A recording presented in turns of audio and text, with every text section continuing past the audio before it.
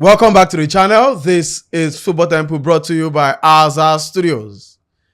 Liverpool are the defending champion, and for Arne Slot, the biggest question is, can he retain the Premier League title? One of the few managers that have come into the league and win the title in his first season, but only one man has gone on to win that title back to back. His name is Jose Mourinho. For Arne Slot, he wants to become only the second manager to win the title his first season and then retain the title the next season. Now, Liverpool starts to the 2025-2026 season did not go as planned, as they were beaten in the curtain raiser by FA Cup champions and Oliver Glasner's Crystal Palace. But the Reds have time to, to reboot and get back to winning ways at their season start on Friday with the opening fixture of the Premier League season.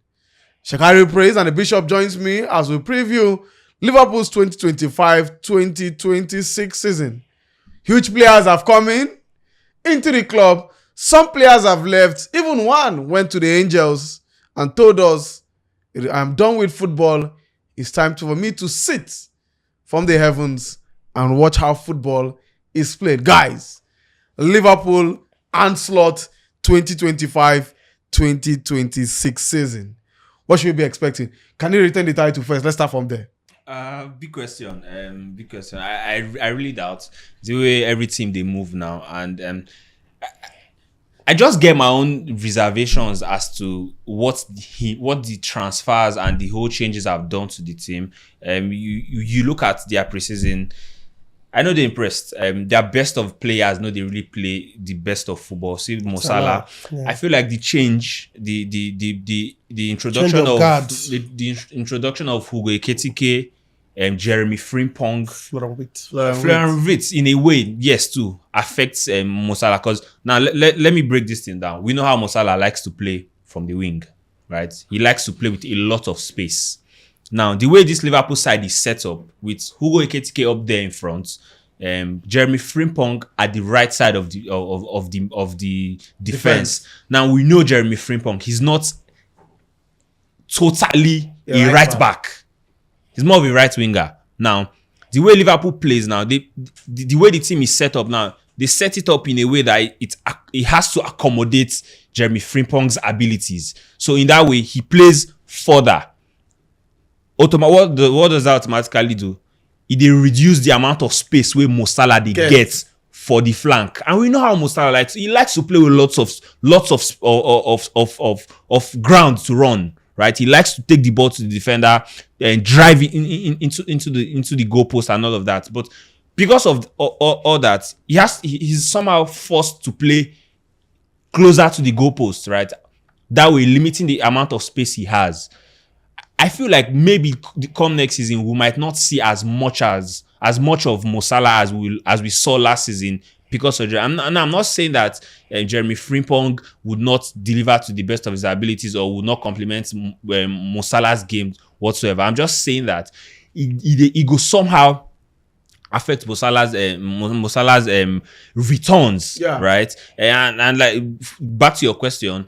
Liverpool, obviously, they would want to win the league again because we see how then they spend. They are spending like a team that wants to do it again. They want to show the world that it was not a fluke what they did. They want to show Premier League say, if we do this thing, as we don't first do them, we will do them again. They're spending lots of money. The whole drag between them and Newcastle for Isak is still on. No, so Arne Slot, nobody gave him a chance last season. Yeah, not you, not me.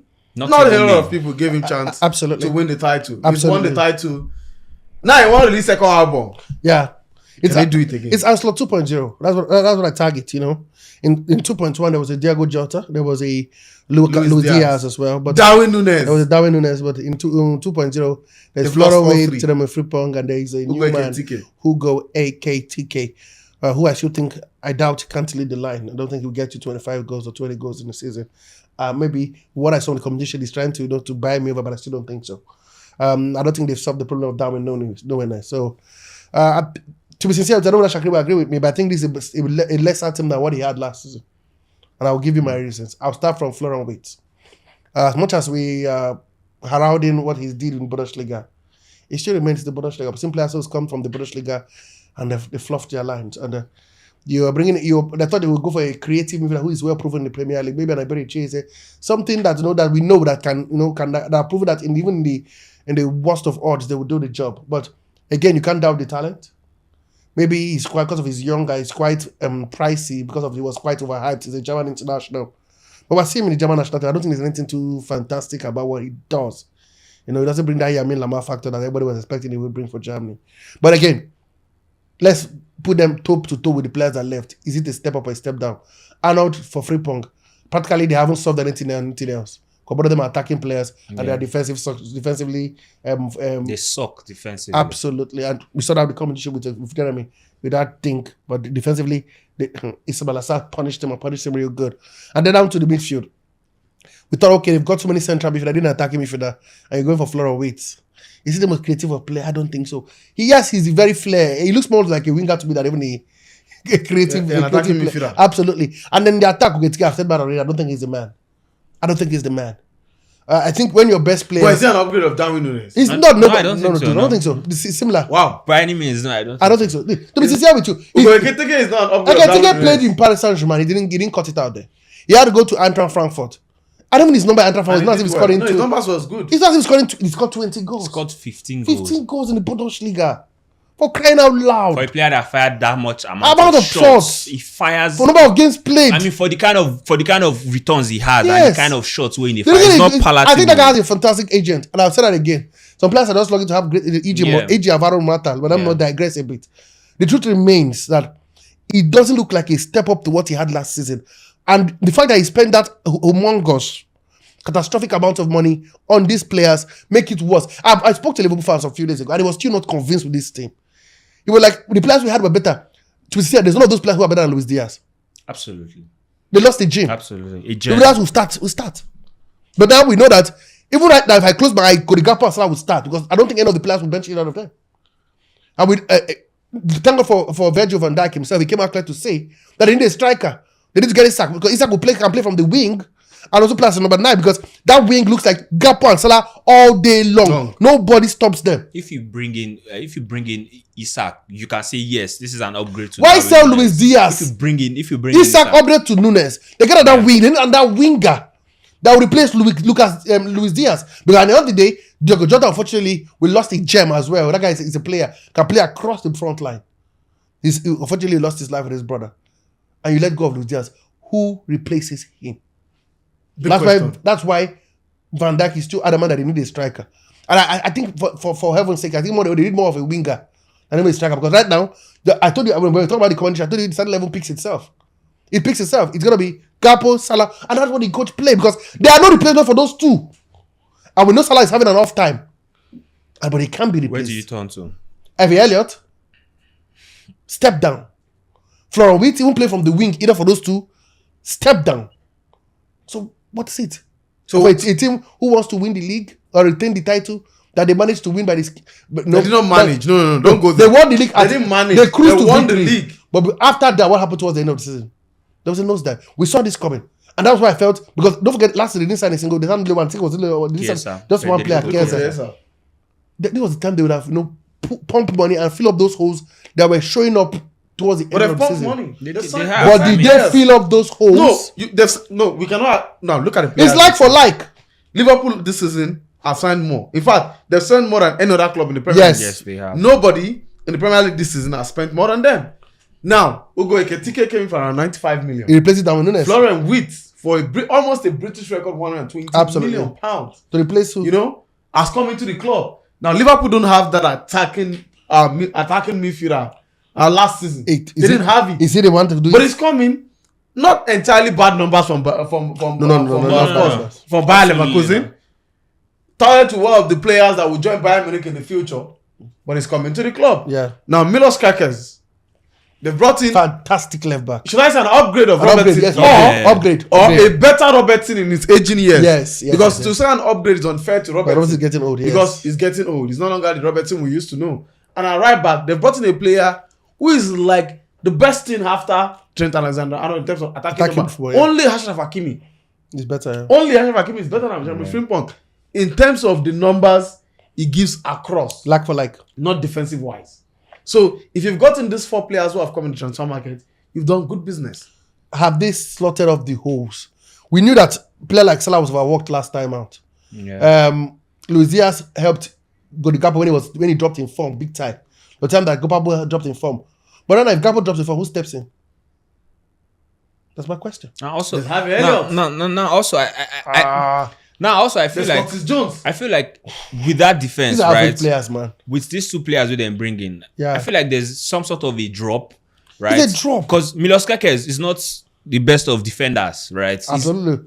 He's excellent Attack. or But it offensively. was what they had. with But that I mean, as I'm well. saying that as compared to Andrew Robertson. Robertson was solid defensively. He complemented the right-hand Right, side, right. which was poor defensively. Yeah. Yes. So somehow, it still doesn't really add up. We know they don't already get problems with the whole Trent Alexander-Arnold and the whole defensively and all of that. And they brought in Jeremy Frimpong. That doesn't solve the problem. It doesn't solve the problem, right? There still talks about Brahima Konate. His future is still uncertain, right? We never really know whether he wants. We heard that there's an offer coming from Chelsea for £3 million. Yeah, so somehow, they never really sort out the entire problem. There are still a lot of holes. I'll say a couple of holes to fill. Like you said, that left wing position is a major problem. Federico Chiesa is not. His form is nothing to write home about. He's going to leave the club, obviously. Yeah. They have to get a proper winger, a direct winger. Replacement. Obviously, they don't have that. And apart from that, for Konate, let's be realistic. I think I thought the executive of this problem is having right now was playing a certain.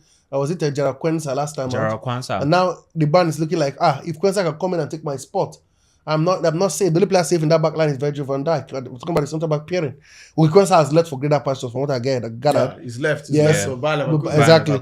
But Konate, another player from the academy can step up and the coach will give me a heads up ahead of a player he bought for that. That's what Konate is saying. He looks at the manager, do not trust me in quote. So I think all these players was issues that we saw coming. But did he fill them up? I thought Liverpool should have gotten a central defender by now. I thought they should have got an attacking midfielder that can say, this guy will create 11, 12 chances by now. Vitz is not bad. Vitz is not now. It's not in natural. He scores more than he creates. That's the problem. That's because that's where he was. No, you cannot score more than you create. Come on, no, you don't. And even with a striker like Hugo AKTK, that's my problem. Salah will create chance for himself and score. Salah is Salah, absolute godsy. But we will need you to get him those chances. I know you say he had an assist in the competition, but that was just a pass. The Fekir did all the job. We need Florian Wirtz to be the creative eye of the team, and I think it's a big load for him to carry. Realistically, where will Liverpool finish next season? Top three at best. I don't see them winning the league again.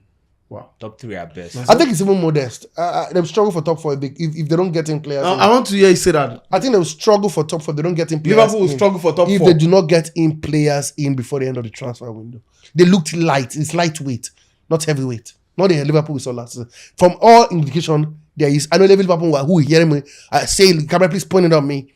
Every player watching this gig right, or any man watching this gig right now, or this show right now, will believe me that Liverpool is a step down from where they were last season. Well, Liverpool is a step down from where they were last season. His words are of none. Remember I predicted that you did so. You did say so. I saw it. That Crystal Palace will win on penalties. So probably maybe Liverpool fans, you need to appease him towards the end, when the season starts. So whatever I seen for your club does not come to pass. It was absolutely spot on when he said that Crystal Palace will win on penalty shootout, and Palace did go on to win on penalty shootout. He's now come again to say Liverpool cannot finish in the top 3. Maybe a top 5 is realistic. So it means that we're looking at 4th and 5th position for Liverpool, but definitely not winning the league title. Liverpool again is lightweight. But Alexander Isak has said he will not play football again for Newcastle. For Newcastle United. Maybe it is a sign that Liverpool should go all out for another striker. Where do you then play Ugo Ekitike? You sign a player for 95 to be a backup striker? Football Temple brought to you by Arne Slot Studios.